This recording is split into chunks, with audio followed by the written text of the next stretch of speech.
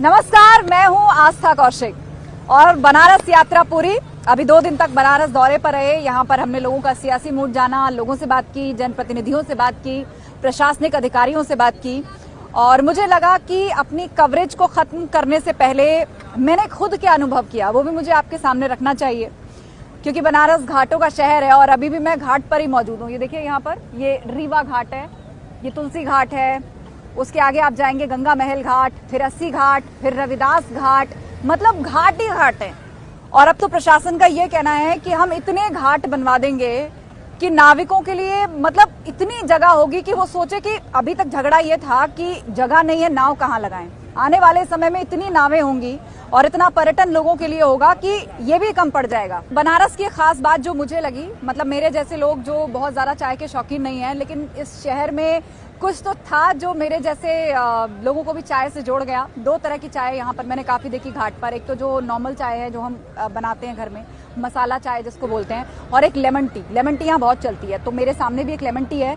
एक lemon tea बनाइएगा जरा, यहीं ले आइए, यहीं ले आइए, ये दिखाते हैं। और देखिए इनका इंतजाम होता है, बहुत ही हैंडी है।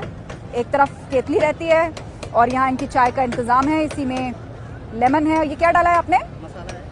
क्या क्या है इसमें? जीरा, लौंग, इलायची, मूला काला। तो मतलब इसमें वो सारी चीजें हैं जो कि जुकाम से बचाती हैं। अगर थोड़ा बहुत ठंड है तो लेमन टी अगर आप लें, और मुझे लगता है इसीलिए बहुत पॉपुलर भी हुई होगी। लोग ये चाय ज्यादा पसंद करते हैं, वो जो खोलने नॉर्मल चाय होती है, मसाला चाय, वो लेमन टी। तो यहाँ ये एक लेमन टी है। हम लोग दिल्ली वगैरह में भी बनाते हैं, लेकिन देखते हैं बनारस की लेमन टी जो है वो कितनी खास है। तो दीजिएगा एक लेमन टी, टेस्ट करते हैं लेमन टी। बहुत ही अच्छा टेस्ट है। थोड़ा थोड़ा शिकंजी जैसा टेस्ट इसका लग रहा है, लेकिन थोड़ी गर्म है। मतलब काढ़ा प्लस चाय प्लस लेमन मिलाकर जबरदस्त टेस्ट। तो मैं आपको बनारस के बारे में बता रही थी। 2021 की बात करूं तो मेरा ये तीसरा दौरा है और एक से दूसरे विजिट के बीच में तकरीबन 3 से 4 महीने का गैप रहा। एक तो मैं 2021 की शुरू में आई थी, उसके बाद मैं इससे पहले अगस्त लास्ट वीक में आई और अब दिसंबर में। और ये समय इसलिए भी खास है क्योंकि काशी विश्वनाथ धाम जो है, जिसका लोकार्पण उद्घाटन प्रधानमंत्री मोदी ने किया, और उसके बाद से यकीन मानिए कि शहर में, जिसको पहले भी गलियों और भीड़ का शहर कहा जाता था, अब तो ऐसा लगता है कि पैर रखने की जगह नहीं है।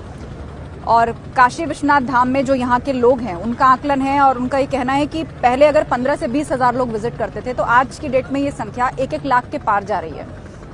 मतलब दर्शन के लिए लोगों में उत्सुकता है। उस धाम की तस्वीरें जब से लोगों ने देखी हैं तो इतनी उत्सुकता है, सुविधा भी बढ़ी है, रहना टिकना, पर्यटन के अवसर यहाँ पर बढ़े हैं, तो लोग पूरी पूरी फैमिलीज लेकर यहाँ पर आ रहे हैं। तो अब वाराणसी को लेकर जो दिलचस्पी है देश में लोगों के अंदर, वो बहुत ज्यादा बढ़ गई है। तो यहाँ पर जो फुट काउंट है वो हर दिन बढ़ता जा रहा है और वीकेंड्स पर तो हालत ये है कि यहाँ पैर रखने की जगह नहीं होती। तो मैं आपको बता रही थी कि जब मैं अगस्त में यहाँ पर आई थी तो विश्वनाथ धाम में कॉरिडोर का काम चल रहा था उस वक्त। तो तब से लेकर आज तक यहाँ जो फर्क आया है वो ऐसा लगता है कि तब मैं आई थी तब लगभग काम 50-60% तक पूरा था। फ्लोरिंग तब नहीं हुई थी और कॉरिडोर में जो तस्वीरों में आपने दीवार देखी थी और जो पत्थर का काम आपने देखा, तब कुछ हुआ था, कुछ ढक करके रखा गया था, लेकिन अब वो सब पूरा हो चुका है और उसका उद्घाटन भी कर दिया गया है। अब जब आप उस जगह जाते हैं ना, ऐसा लगता है कि वाकई आप एक अलग दुनिया में आ गए हैं।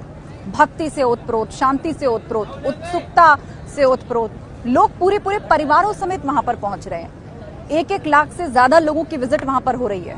10 दिन से ज्यादा का वक्त बीता है उसके उद्घाटन में, लेकिन उसके बावजूद भी लोगों के अंदर बहुत उत्सुकता है। पहले जब हम गलियों से जाते थे तो तारों का बहुत बड़ा जंजाल था। बनारस के लिए कहा जाता था कि आप आसमान में सर उठाइए तो आपको आसमान नजर नहीं आएगा, इतने तारे, ये कहावत के तौर पे लोग कहते थे। तो अब उस स्थिति में भी हमने सुधार देखा। कॉरिडोर के आसपास की जो जगह है उस स्थिति में सुधार देखा। लेकिन एक चीज है, यहाँ जाम बहुत है। मतलब एक से दूसरी जगह अगर आपको जाना है ना, तो आप किलोमीटर्स में मत पूछिएगा। आमतौर पर हम किसी शहर में जाते हैं और किसी जगह को ढूंढ रहे होते हैं तो हम सोचते हैं कि कितने किलोमीटर दूर है, लेकिन बनारस में अगर आप आए तो आप पूछिएगा कि कितना समय लगेगा वहां पहुंचने में, क्योंकि 3 से 4 किलोमीटर की भी जो दूरी है ना, वो कई बार 45 मिनट से लेके 1 घंटे तक हो जाती है और उसका कारण है जाम। हालांकि धाम के आसपास की स्थिति बेहतर है, लेकिन ये और इस तरह की जो व्यवस्था और चौड़ीकरण है ना, या फिर फ्लाईओवर या अंडरपासेस बहुत तेजी से यहाँ पर बनने की जरूरत है। क्योंकि बहुत भीड़ भरा शहर है। न्यूज़ कवरेजेस के लिए भी जब हम जाते थे, हमें किसी समय पे बुलेटिन हिट करना होता था, तो हम कम से कम 1 से 1.5 घंटे का मार्जिन अपने होटल से लेकर निकलते थे ताकि हम सही समय पर पहुंच पाएं। और घाट पर जब आते थे तो कई चैलेंजेस हमने फेस किए। यहाँ पर जब आप लाइव बुलेटिन कोई देखते हैं तो जिस इक्विपमेंट से आप लाइव देख रहे होते हैं उसको हम ट्रैक करते हैं बैंडविड्थ के अकॉर्डिंग। तो क्योंकि सिग्नल कहीं कहीं सही नहीं मिलता तो कई बार बहुत चुनौतियां आती हैं। तो यहाँ लोग भी कई बार कंप्लेन करते हैं कि घाटों के आसपास इंटरनेट की जो सुविधा है वो और दुरुस्त होनी चाहिए और अच्छी होनी चाहिए। इससे डिजिटल पेमेंट्स का जो सपना है और या जो टारगेट है वो पूरा होगा। इसको लेकर जो घाटों के आसपास दुकानें हैं या आप देखेंगे यहाँ पे बोटिंग के लिए जो पूरी पूरी फैमिलीज आ रही हैं, मैं कहूँगी कैमरा पर्सन से दिखाएं, तो ये हैंग आउट करने का एक पूरी फैमिली के लिए एक बड़ा अच्छा पिकनिक स्पॉट बन चुका है। लोग अपने घर से आते हैं, पूरी बोट हायर करते हैं और देखिए पूरा खाना वाना लेकर आते हैं, कई बार यहीं से खरीदते हैं। तो परिवारों को जोड़ने का ये एक माध्यम है और पेमेंट अगर डिजिटल होंगी, इंटरनेट सुविधा अच्छे से मिलेगी तो ये सबके लिए कन्वीनियंट है। इन नाविकों के लिए भी जो कि अब काफी उत्साहित है क्योंकि बोटिंग के प्रति लोगों का रुझान बहुत बड़ा है। सुविधाएं आई हैं, क्रूज चल गया है, लोग पार्टीज कर रहे हैं, बर्थडे फंक्शंस, एंगेजमेंट फंक्शंस उस पर कर रहे हैं। जरिए मिलते हैं तो लोगों को आइडियाज भी खूब आते हैं। और देखिए मेरे इस तरफ मैं दिखाऊं तो एक बोट तैयार भी हो रही है। जितनी नावें आप गंगा में देख रहे हैं उनकी संख्या में लगातार वृद्धि हो रही है। ये देखिए एक नाव बनाई जा रही है और जो यहाँ पर काम कर रहे थे उनका यही कहना है कि ये तादाद अब बढ़ती जा रही है। और ये देखिए एक फैमिली का एक्साइटमेंट, ये देखिए मैं कहूंगी कैमरा पर्सन से दिखाएं।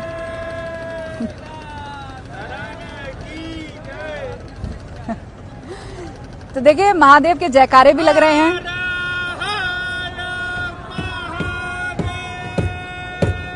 बस सुबह बनारस जो आप सुनते हैं ना, तो ये शाम में बनारस है और ये बदलती हुई तस्वीर है कि पूरे परिवार देखिए एक साथ जुड़े हैं, दर्शन करते हैं और उसके बाद सब एक साथ बोटिंग का भी आनंद लेते हैं। लोग अंताक्षरी खेल रहे हैं यहाँ पे, ये भी मैंने देखा।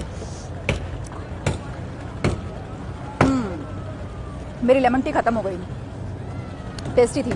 तो मैं आपको बता रही थी कि लोग पूरी फैमिली के साथ यहाँ घूमने आते हैं। कोई अंताक्षरी खेलता है यहाँ पर और बातें करते हैं लोग। और एक और खास चीज मैंने देखी कि एक मैं बोट आपको दिखाना चाहूंगी कि जो ये काफी सजी हुई है, जिस पर लाइटिंग है। कैमरामैन जरा पैन करके आपको दिखाएं कि देखिए यहाँ पे क्या होता है ना, यहाँ छोटे छोटे डाइनिंग्स या छोटे छोटे ग्रुप्स मिलके इसको हायर करते हैं और यहाँ तो पूरे म्यूजिकल प्रोग्राम भी चलता है। लोग खासतौर पे अपने कार्यक्रम यहाँ पर करने लगे हैं, डांस हो रहा है, गाना हो रहा है, लोग खेल रहे हैं। तो इसी तरह ये घाटों का जो जीवन है, इसकी ये भी एक तस्वीर है जो हर दिन के साथ अब बढ़ती जा रही है। यहाँ के नाविक भी खुश है कि ऐसी वृद्धि होती रहे पर्यटन में, टूरिज्म में, तो उनके लिए संभावनाएं बढ़ेंगी। क्रूज का ऑप्शन मिल चुका है अब लोगों को, लोग उस पर पार्टीज कर रहे हैं। तो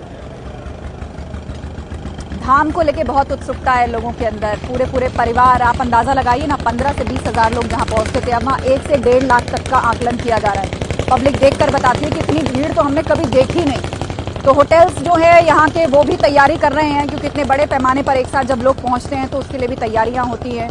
तो वो भी अपनी सुविधाओं को और इम्प्रूव कर रहे हैं और भी अच्छे होटल्स यहाँ पर बने, इसके लिए भी लोग कह रहे हैं। क्योंकि अब देश से नहीं विदेशों से लोग आएंगे आने वाले समय में।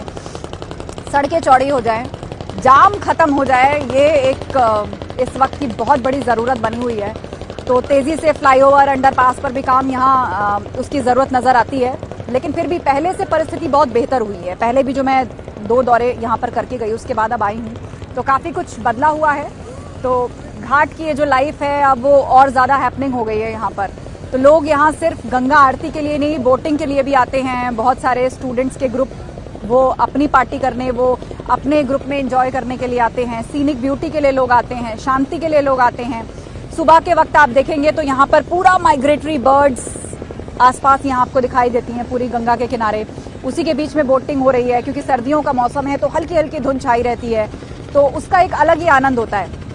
और शाम के वक्त ढलते सूरज के टाइम पर गंगा आरती देखने से पहले भी बहुत से लोग बोटिंग करते हैं, फिर गंगा आरती देखते हैं, वहाँ कथा सुनते हैं और उसके बाद घर जाते हैं।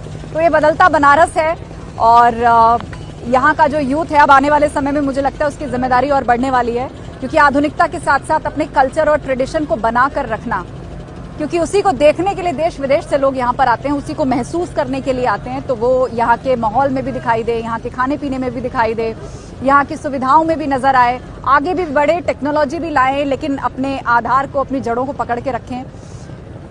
तो इस बनारस दौरे में मैंने काफी बदलाव देखा और अभी तो यहाँ आगे भी आना है, चुनाव में और भी दौरे होने हैं, तो हम आपको अपडेट करते रहेंगे कि बदलते बनारस में अब कौन सी नई तस्वीर दिखी। तो फिलहाल बदलता बनारस आधुनिकता की ओर बढ़ रहा है और चुनौती है कि कैसे अपनी जड़ों को पकड़ के रखना है। कल्चर भी, टेक्नोलॉजी भी मिला जुलाकर बदलते बनारस के भविष्य की तस्वीर जो है वो काफी रोशन दिखाई देती है। धन्यवाद।